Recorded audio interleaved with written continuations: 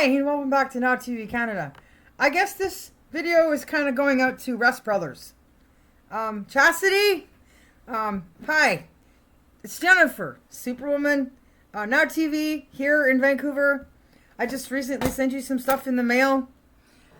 So here's the update on the Volvo. It's way better news than I had anticipated, that I had prayed for. Jesus lives. He came through like the Holy Spirit loves me or something. Somebody likes me so much up there, is taking care of me extra well. I was fighting for the cancellation of the engine cooling fan being changed. That blew on a hill when I was driving customers to Whistler in the car, thinking the car was fixed after the battery had been changed, and they had said they had driven it around, tested it, and said everything was working and the car is fine and I could come and get it. And then I had asked them again and again and again, did you drive it around enough and check everything and test everything and find everything that's wrong and fix it? And they said they did, and they didn't. So at that time, the engine cooling fan was working, because as I've learned since then, being that I'm not a mechanic, but I'm getting there, the engine cooling fan, if it's not working, will not move the car. It will not drive. It can't drive because the engine cooling fan is not working. It's just going to stall. It just will stay there. So when I was driving it, clearly the engine cooling fan was working. So if they had checked the car right, when I took it in first time and on a tow, when the manifold went off and all the lights went out and it kept blinking brake problems on the car, so I was thinking it's brakes. But I had it boosted a couple of times. It wouldn't stay charged, and it was driving fine when I bought it, so I didn't know. And the guy who boosted it said, "Oh, this is the wrong size battery, I think, I'm pretty sure, blah, blah, blah." But he couldn't be absolutely 100% clear on it, right? So I still wasn't sure. But at any rate, he's like, oh, it needs to charge for a really long time. You need to let it run for a really long time because it's really low. At any rate, it dies on the highway, and I take it in to the BCAA service center, and I gave the list of the stuff, like the first thing that happened on the highway when it all shut off and the car was still moving, running off of fumes on the battery. And I never panicked because I've been in situations like this before. I've been driving a long time. I have driven big rigs. I've had my Class 1 license.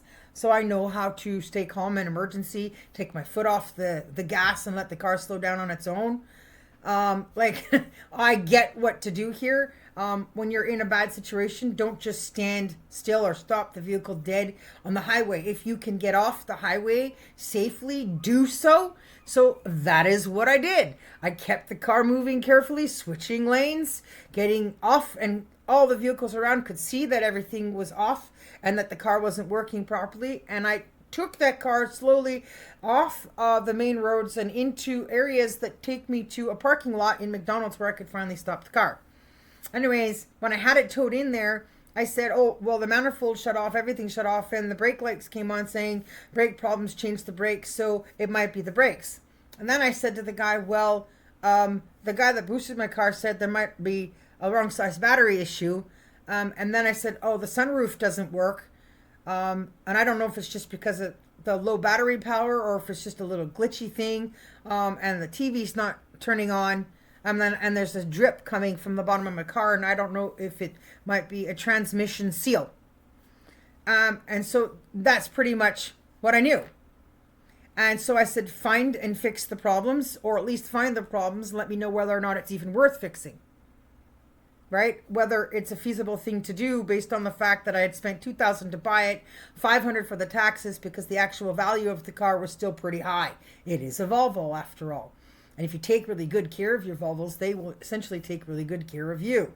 Now, at this point, I had already had the brand new Volvo's back window smashed and had to use the deductible from the brand new insurance to replace it. And then I went out to the street and sold jams and other things to make my money back on the deductible, and I got every penny back.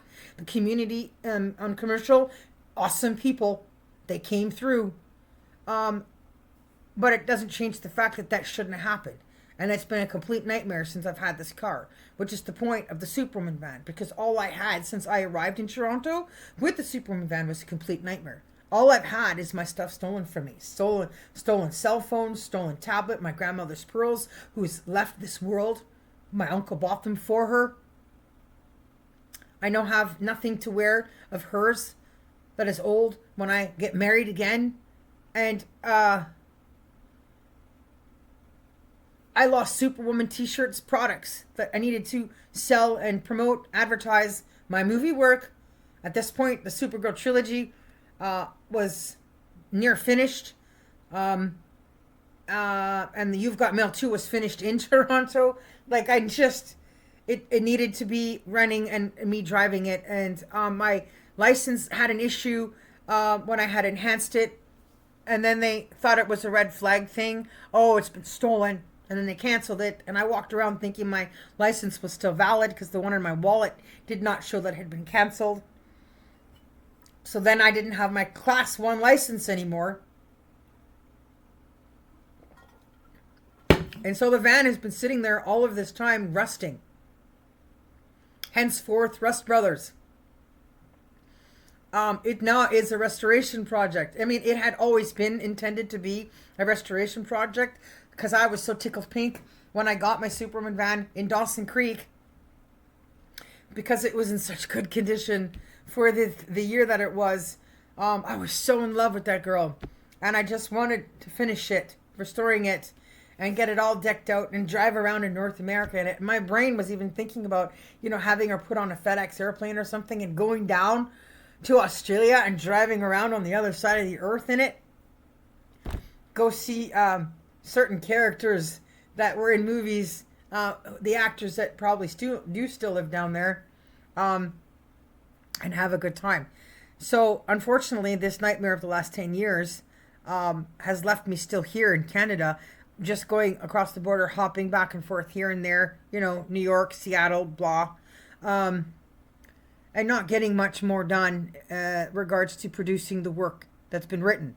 But today, the good news, after all of this, with the Volvo going back to the service center for the second time, and the guy trying to pull a fast one on me, making me wait over a month for the part to be ordered from California, and then charging me $2,900, and then turning around and telling me, oh, by the way, it's not the engine cooling fan that really is the problem, it's the transmission, and it always was. At this point, I already knew that, and it was too late. Because when the engine cooling fan blew on the hill, I knew it was because the transmission wasn't running properly, because it wouldn't stay in gear. At this point, it was lagging enough that I have driven enough times to know when a transmission is beginning to fail, when it's a transmission problem. At this point, I now knew it was a transmission problem, but I was also now 2 hours away from the place where the car had been taken. So I had to give back everybody's money that was a guest in the car, and I had to wait for the tow guy to come and have him take it back, because thankfully the BCAA service that is provided by the BCAA people is awesome worldwide and does come through for you.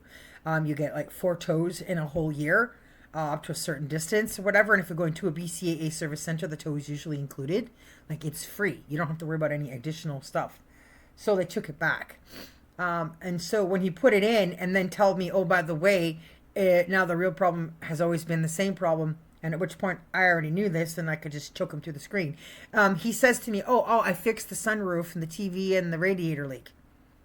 The second time it went back. But it's the transmission that's the problem. So now it's too late. Because now you've cost me $2,900. Now, where would I have put that $2,900 if he had told me it was the transmission in the first place and it needs to be rebuilt? Well, I would have put the $2,900 into restoring the transmission for the Volvo, because the engine cooling fan was still working fine. And then I could have left with a new transmission and a brand new battery and gone and gotten the last brand new set of windshield wipers that are waiting for me still at the place that changed the glass. And I've been driving around in a nice Volvo that my daughter was getting for her first car. So today, they finally emailed me back to say, we're sorry. We know about your health conditions, because I explained to them. I think I sent some pictures even of my surgeries and everything that's going on. We're going to completely cancel the entire debt on the engine cooling fan, completely clear it. We're going to give you back your money for the battery, and we're going to tow the car back to you. Just let us know where you want to take it. And so here, I'm sitting here just completely like stunned. I didn't pray for that. I didn't ask for that. I didn't even mention any of that when I was talking to these people at higher levels trying to get help, to get the cancellation on the engine cooling fan because the mechanic did something wrong. He lied. He wasn't honest. He wasn't honest enough. He didn't do a big enough check on the car. He didn't delve into the issues deep enough to find the real problem in the first place. And tell me, well, the car's not worth fixing because it's got too many problems. If he had actually said your engine cooling fan is about to go or will go next, even if you change the transmission now, and I'm telling you that it would cost you this much more, and I wouldn't advise you do it, it's not worth it. But he fails to understand, if I had fixed the transmission first and I was still driving the car, making money with it, with passengers, because the engine cooling fan was still working well enough to do that, I would have made enough money that if I needed to change the engine cooling fan at some point, I could then afford to do so because I would have that extra pocket money. Now, I haven't been able to take my support worker client in a vehicle anywhere that I'm working with. And at some point, I'm going to have to leave. So I'm not going to be able to spend forever with him, right? So it'd be nice to be able to drive around in a car with him. So I just told him to hang tight and wait because I don't know where to take the car. I have no parking here in the downtown east side. I don't want any more damage. I don't need any more scratches on the car, any more smashed windows. So I'm making this video because if anybody has a parking spot that they can offer somewhere in the east side, away from the downtown east side core, that I can get to safely, like that's not too far, where the car can sit safely while I figure out what to do with Restoration Brothers, with Cassidy, and what to do with the Volvo. Do I just get rid of the Volvo with all this brand new parts in it? It's got a brand new battery. It's got a brand new engine cooling fan. The sunroof's been fixed. I do not know if the TV's working. I literally haven't tested it. He claims he fixed the radiator leak and that it was the radiator, not a transmission seal leak, which is what I thought would fix the transmission. Just a little problem. What is the transmission seal? $20? Great. So I'm like, hey, I got myself a good deal. So I don't know. Wait, because he lied and he wasn't honest, I have to check all of this stuff. So I need time to look at that. Now, it doesn't stay in gear properly, right? Because the transmission is going. So I don't know, Cassidy, Mike, everybody. I don't know whether I should try driving this Volvo up to you guys and see if you can rescue it and get it a tip-top condition for my daughter as her first car. And we keep this Volvo because it has a brand new windshield in the back that is so beautiful. It's tinted. It's gorgeous. And I just hate the idea of towing the car to a car dealership and driving off in a truck that is worth less than the actual Volvo will be when they finish the rebuild transmission because of all the stuff that's in the Volvo already. Right? My truck's not going to phone itself like the Volvo does, and it's not going to have the movie screen and the sunroof in it. But the truck will be big enough for me and Cassidy or anybody from the team to go and get the van from Toronto and either drive it further east to my place in Quebec, which is where I was trying to get you guys to go. When you're on your trip across the country, you could have parked in my parking spot and stayed in my apartment. Right? A place I have not been able to enjoy living in very much. I think I lived in it for a couple of years and then I had to come over here. Now, I'd like to go back and have vacation and go hiking and camping and fishing in Quebec. It's a beautiful province. There is lots to do and see more of all of that. There's a property I haven't finished paying off. I can't reach the owners to finish the sale. And I wanted Mike to see the smallest Canadian Tire in all of the country. Wanted to see what it was like for him to try to build another place where he can do workshop stuff and have to order parts. And how long you have to wait for the parts to show up.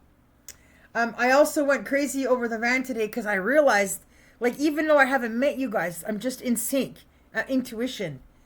that if I had shown up there with the Volvo without the paperwork for the Superwoman van, that Mike would have just had a Harry Canary. You would have literally like, oh, don't stay, get back in the car. We're going to go back down to the apartment, and I'll just sit and wait here until you find the paperwork. So, I have the paperwork. Well,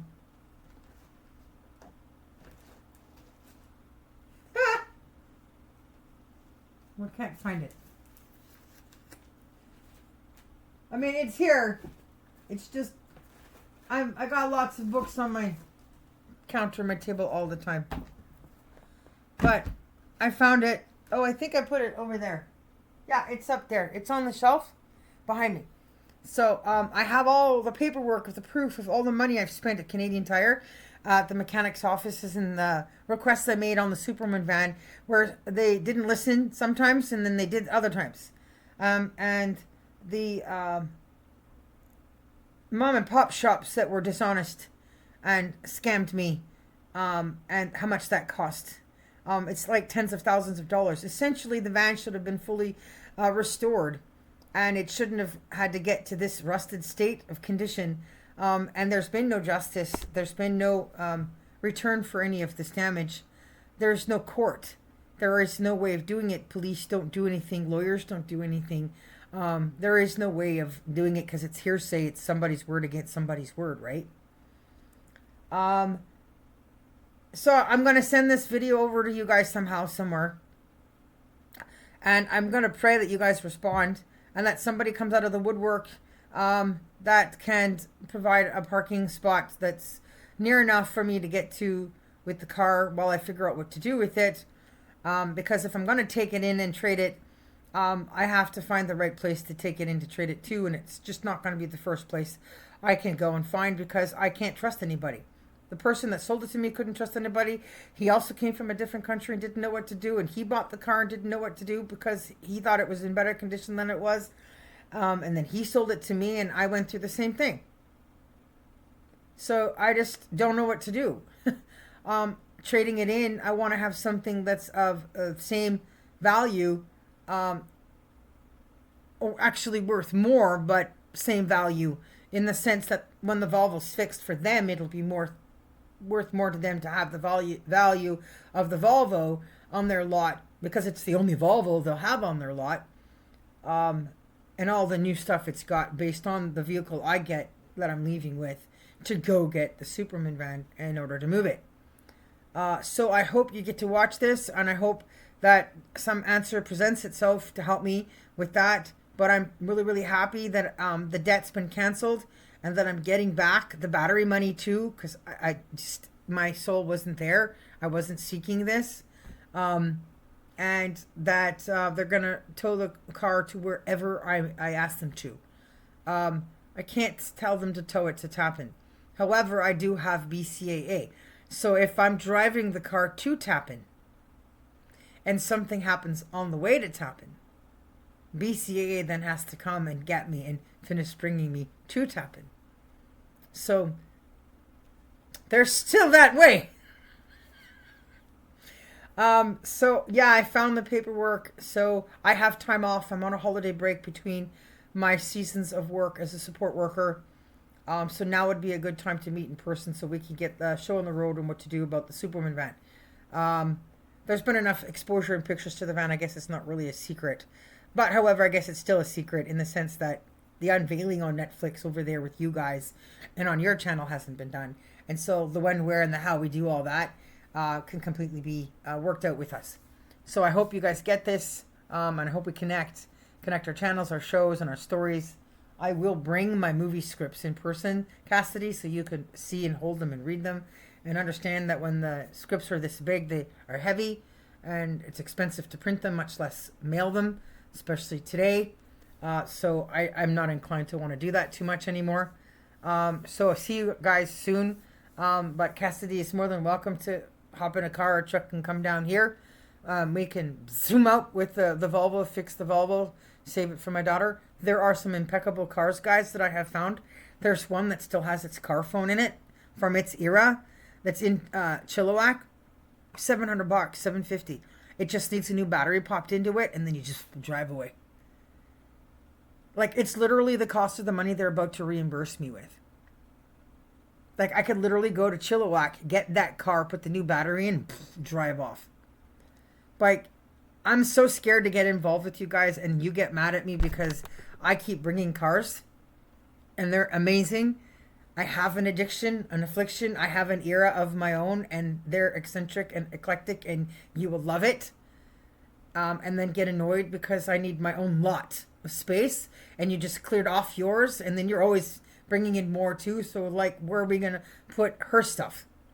And then there's the fact that I'm really good at spending money wisely and getting cars in really good condition that are exactly the same cars that you guys get all excited about and want. And then you see me come in with something that only needs the taillight changed or the antenna changed.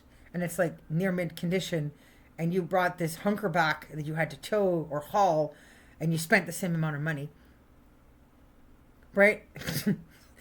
To the point where you just start throwing the bills at me because I'm better at that. Can't con a con. I've been in comic business, right? Video games, peanut machines, arcades, like, right? I can do some stuff. I'm handy. I can save some money for everybody. So that's it. That's my thing. Let's work this out, what to do with the Volvo. I will keep looking for affordable local parking if I can't find somebody who can donate something. Churches, even, while I figure out what to do during this break. And whether to come up there, whether I hear from you guys or not, and just go, surprise, I'm here. Because at least I've sent stuff in the mail. I did send a set of keys already. They didn't come back. I'm assuming somebody's got them. However, I do have another set of the keys, but this time somebody can pay for those to get made. And then I have sent Cassidy that stuff, so she knows. So see you all soon, and hope to hear back from you before I just show up. So this is me with that good news of everything working out with the Volvo, and me wanting to go do more car addicting shopping, and ride around in cool rad rides.